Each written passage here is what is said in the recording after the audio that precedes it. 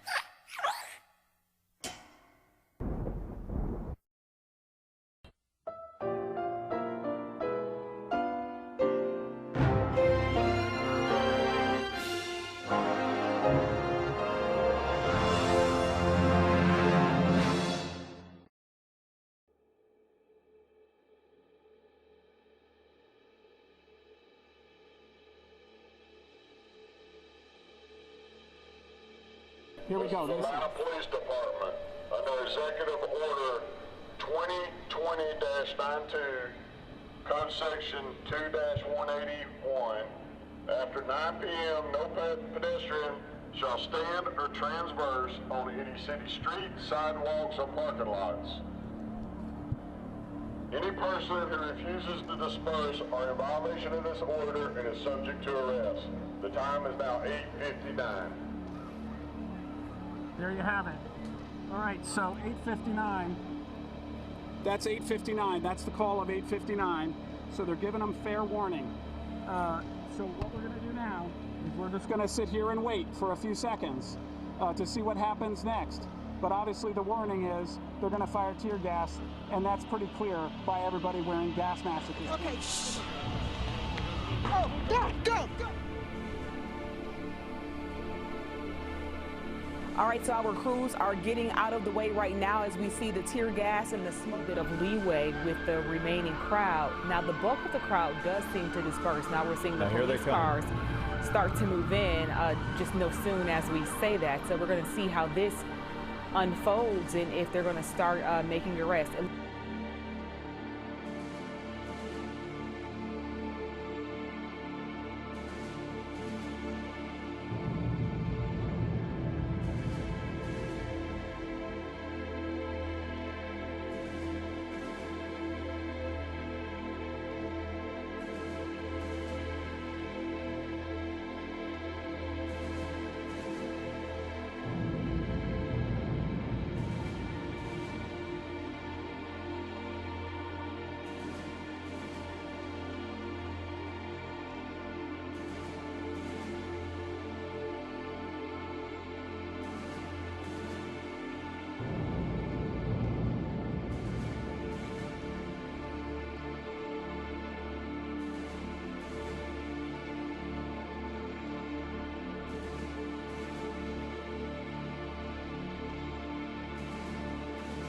as these past few weeks have been, as difficult and scary and uncertain as they've been, they've also been an incredible opportunity for people to be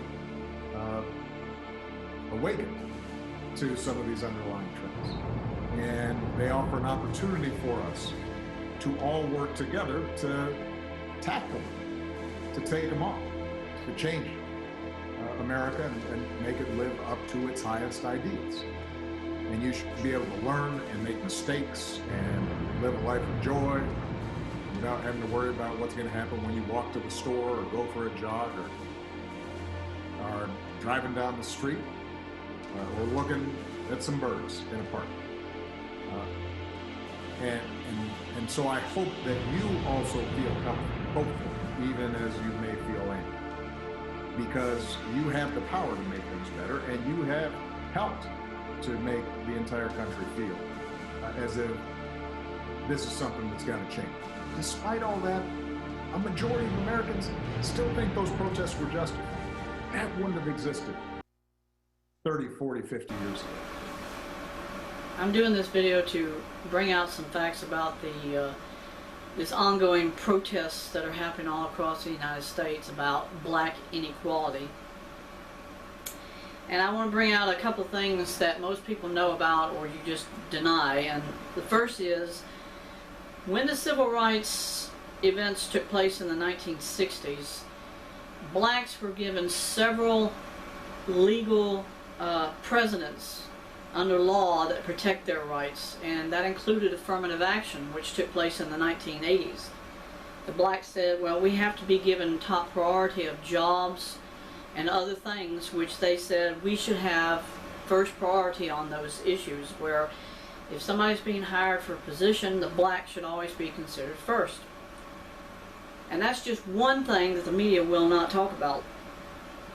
But this video is going to be about the history of Africans. Who are they? Where do they come from? Now, you're going to say that what blacks were at the time that they lived in Egypt and when they lived in the Sudan and other parts of Africa, they're not the same kind of people they are today. Well, hereditary traits progress throughout time in a race. If your people, if your ancestors were tribes, if they only knew cannibalism in the earliest times of their history, then that is going to be an instinctive part of your trade, of your traits as an individual, as a race. And what the media refuses to bring out about Africa is the fact that today they have just as much poverty, just as much, they have internal problems within their country because they can't grow enough food, they can't feed their own people, and it just goes on and on. So what you've been hearing in the last 20 years from the black population of America is we have to help our fellow Africans. But never ever do you see blacks in America coming together saying, let's go back to our own country and help them. They don't say that. They won't do that because they felt after they were freed from slavery, when Abraham Lincoln proclaimed the Emancipation Proclamation, the blacks were told basically you're now free to do whatever you want. Well, all of them at that time had always lived as servants. So they expected that their masters would still continue to help them. So they had no initiative to live their lives, and it has been that way up until the time when in the 60s you had John F. Kennedy and several other politicians saying these guys are stagnant. They don't seem to have any initiative to better themselves. And so that's when you had Martin Luther King and you had several others of the black leadership coming forward and saying, well, you know, Kennedy's right, we got to try to do something about who we are as a race in this country. And I say this today, when they were freed in 1865 by Abraham Lincoln, the United States should have taken the initiative to say, You're free, so we are returning you to your homeland. We're going to return you to Africa. We should have done that. This way, when they got back, then they could have at least returned to the life that they had before they were slaves. But you see, Africans today in America won't talk about those facts because they think they're entitled to everything that they're advocating for now. And up until just the last couple of years, did blacks ever have that spark of retaliation, which happened because of the fact that they put Obama in there as the first black president. It gave them this attitude, we're invulnerable now to anything that they can throw against us. So now the next phase of what Africans are doing in America, and they absolutely have to say, you must identify us as American Africans or African Americans. You can't call us blacks, you can't call us anything except that we're more entitled to be in this country than whites. And now you see that the communists and the socialists are using this platform to bring about the next stage of globalism.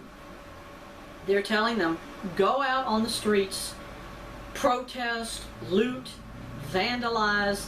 Now you're going to ask, how and where did all these philosophies come from when the blacks were always doing this during the 60s when they shot Martin Luther King?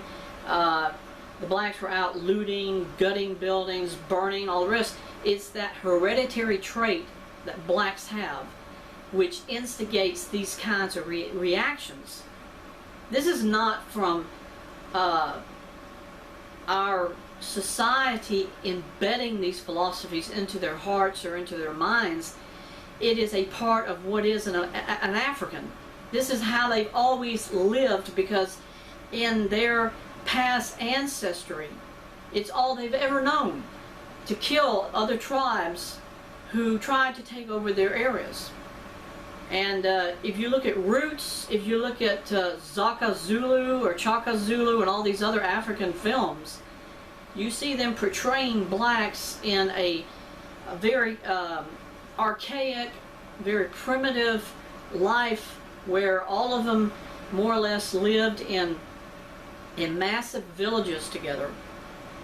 And whenever they wanted to progress to other regions in Africa, they had to fight against the other tribes to acquire their lands. And now today you see that kind of destruction is the only thing they know, because it's a part of their heredity. It's a part of their ancestral, it's their makeup. It's how they always lived when they lived in Africa. Then they come to America and they see prosperity and they see everything. So when they were freed, they were beside themselves because they didn't have a master who were taking care of them. So now they had to do it on their own. They had to do it for themselves. So now you see the protests today, and really it's a foreshadow of what globalists will do as far as how they control all of us. They're giving the blacks the first opportunity to retaliate, to lash out, and use the excuses that the police use over and above the call of force against them. And they use that as the excuse and then say, well, we retaliate because it's all we know to do. It's all we've ever learned to do since we were freed as slaves. And this is something that Barack Obama, who keeps coming out of the woodwork, won't say to people. When he was president, during those Ferguson, Missouri retaliatory acts that they took place where they were killing police, they were looting again, they were lashing out at people. This is what Barack Obama told the media when they were asking, why aren't you retaliating or doing something about all these black outbursts, these acts of violence that's taking place? This is Barack Obama's answer. This is our culture. This is how we've always lived. Obama said that to the American people. He said, I'm not going to do anything because this is how we've always been. It's a part of our makeup. It's who we are. This is our culture. And that's verbatim. Obama said, our culture is the way we are, and so when we lash out and kill people or burn buildings or whatever, it's in their psyche to be that way, because all of their race has been like that ever since the time when they were first identified in Africa itself. Like in the Congo, in the Amazon, all these areas in Africa have always been like that. You don't believe me? This is another reason why you see them boycotting Tarzan movies. Tarzan movies were a perfect example of how Africans lived at the turn of the 19th century when other cultures came to this region, because they knew these places were massive conservatories for wildlife, like lions, giraffes, you name it, they were there. And this is how the Africans lived. They depended on the wildlife to survive. So they started coming into these regions to take the animals back as zoo animals, or killing them for the mange on the lion, or whatever reason it was. They were looting even then. And then over time you see them totally going berserk about elephant tusks, the ivory. And they started massacring elephants all over the place. And when you see these Tarzan movies, you see native Africans at that time in that region of the world, and you heard them saying over and over again, we can't go into this region, we can't go to that region, because there are headhunters in these areas. Now you're going to laugh and say, oh, that's ridiculous. No, this is a part of African history. Look it up in the encyclopedia and it will tell you. There are regions right now in Papua New Guinea, in that region near Africa, they still live that way. They live in huts. They only know cannibalism. Headhunting was outlawed, but for a very long time, during the time when they brought slaves to America, that's how they lived. So this is the culture of Africa.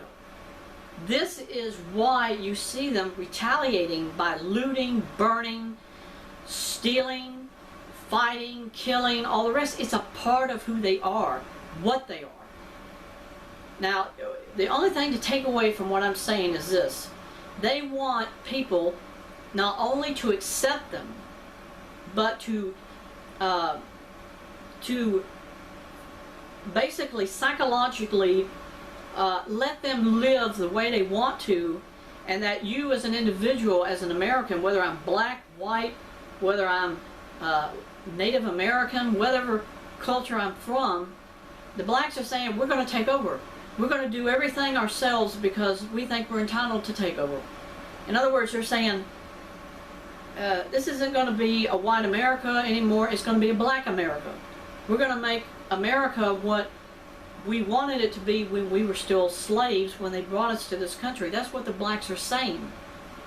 And why are they using cops as an excuse? Because the communists and socialists can use every tool of the trade to create the philosophy, the illusion of hatred, by using examples they see where some cops who are bad do these things to people like George Floyd, and then they just blow up and think, oh, this is just absolutely unacceptable, it can't be tolerated.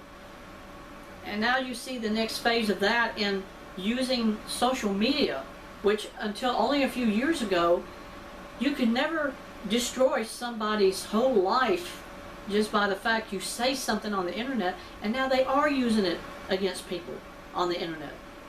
You know, this guy who was, apparently he was a coach for some football team, he goes on his Facebook page and he says this, all lives matter. You know what he was saying? He's saying, my life is as important as your life. In other words, the blacks are now saying, you mean nothing if you're white. If you're black, that's all we will accept as being important. Everybody else is unimportant. And they're saying to society, you're the only one that counts if you're black. And if you're white, you are now at the level, at the status quo of what slaves were during the time that there was slavery in America. That's what the blacks are saying.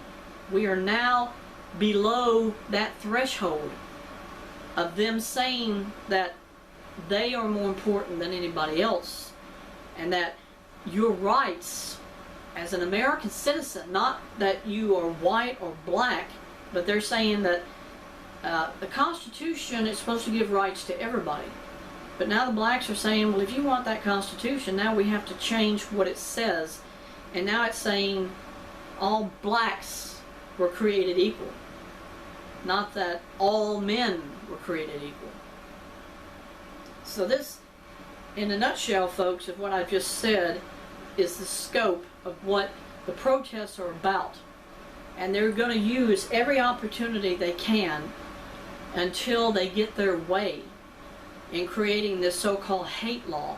And what it is what Obama kept saying.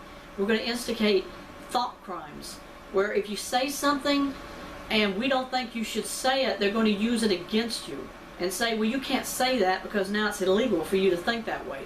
Edward Snowden told us that. He said this is what the government's using through the National Security Administration. He said they can foretell and predetermine what you will say, what you will think.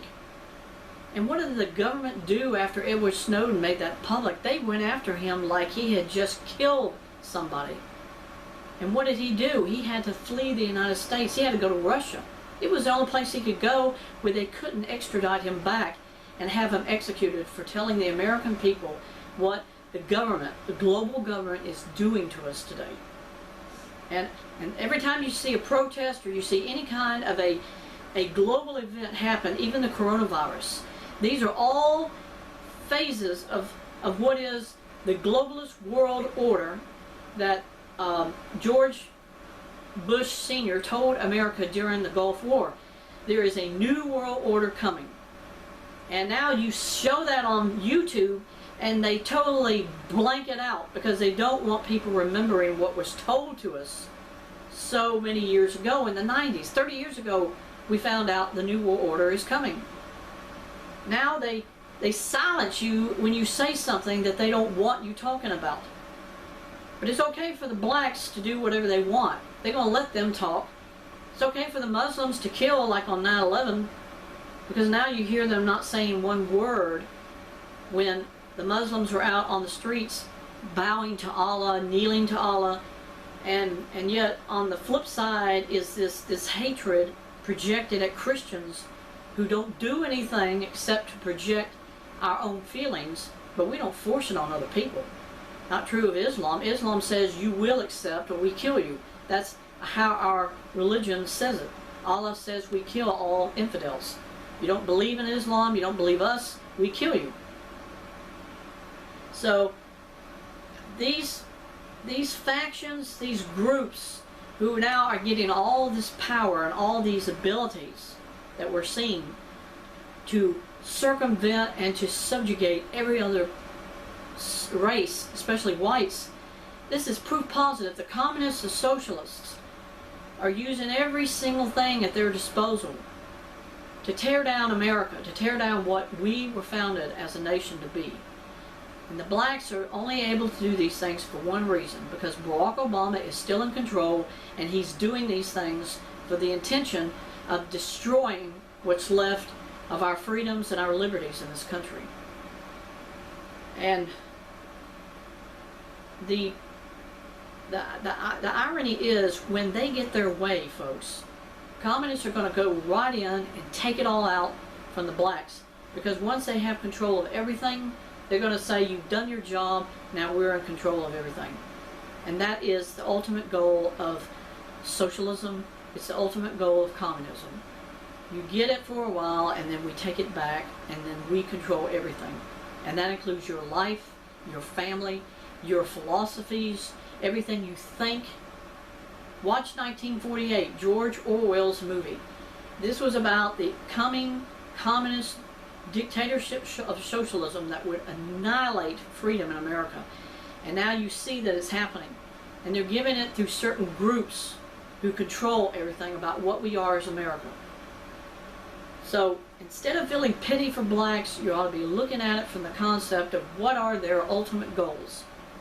When they start telling everybody, you can't think a certain way, you can't live a certain way, we're going to control you, we're going to control what you think and what you do, that is the end of humane treatment of people. Because then they're saying, none of you are recognized anymore as human beings. Now all of you are animals. That's what rapper Mike said during that interview. They said the white cop treated George Floyd like an animal. Well, that's not true, because see, this is a precursor to socialism saying you're all animals. We all are animals. Not one race, but everybody. That's what socialism is doing. That's what communism is doing. The first thing they did, they gave the blacks marijuana. They gave blacks fentanyl. They gave them heroin, methamphetamine, crack, all the rest of these things. Folks, wake up to see what is being done to our country, what's being done to us as American citizens, and fight for your liberty and your freedom as an American citizen. This has nothing to do with race. This has all to do with a philosophy of communism which will take over this country very soon and annihilate you.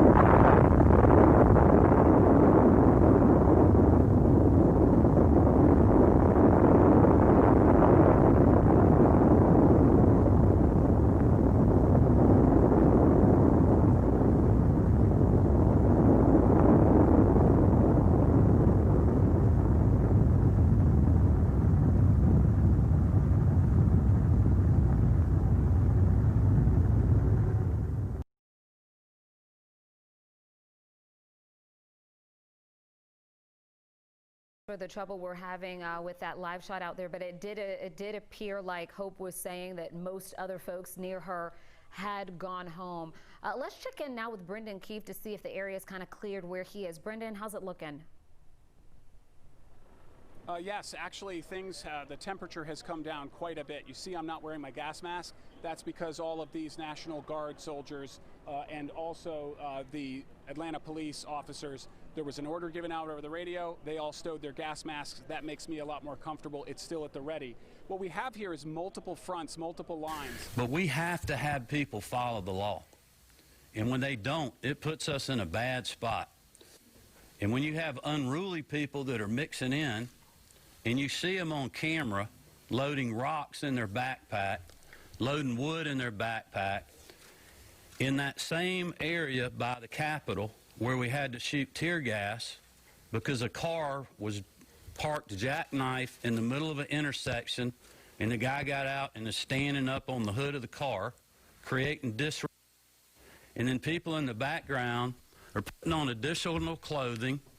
They're stealing cones off the street to direct traffic so that when the tear gas goes out, they can sit the cone and pour a bottle of water on it to put it out.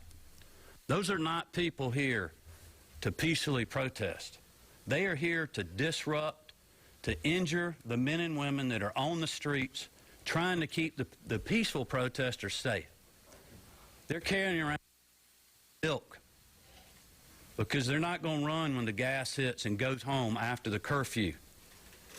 They're going to go pick the gas up and throw it back at the law enforcement officials. It simply would be doing nothing if they had abided by the curfew.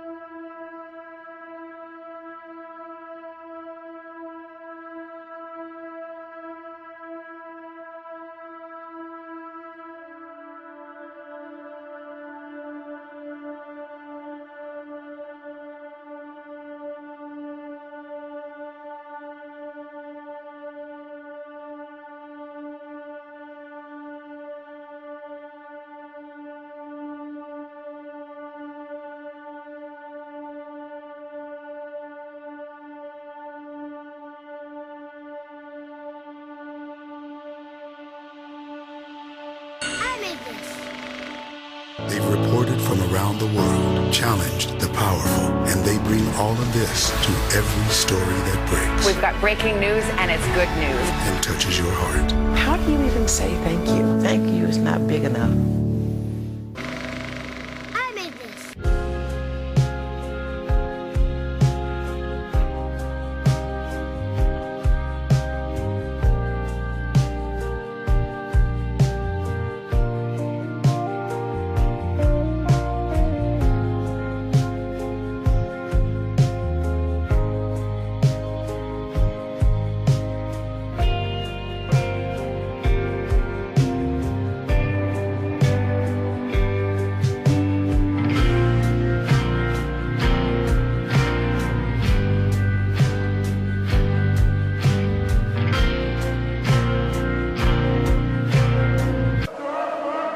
The images shocked the world. Relentless bombings. Stunned survivors.